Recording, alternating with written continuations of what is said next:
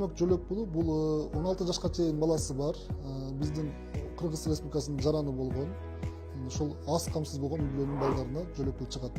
Аны аныкташ үчүн атайын биздин мыйзам жоболордо каралган эрежелер бар. Ошонун негизинде биз ал үй бүлөнүн жалпы кирешесин эсептеп чыгабыз.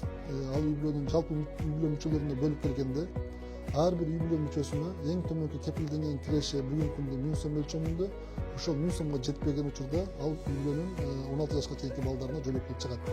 Киреше бул негизинен туруктуу иштеген жеринин алган айлыгы киреше болуп эсептелет.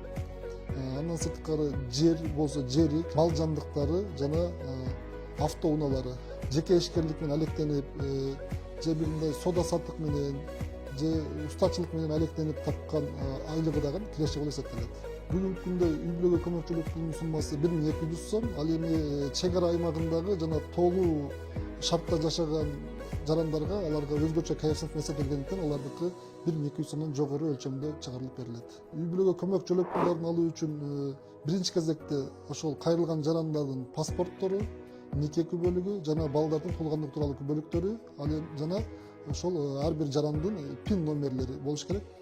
Үй бүлөгө жөлөк пулун алуу үчүн катталган жерине карабастан бүгүнкү күндө жашап аткан аймагындагы шаардык же райондук эмгек, социалдык камсыздоо жана миграция башкармалыктарына кайрылышат.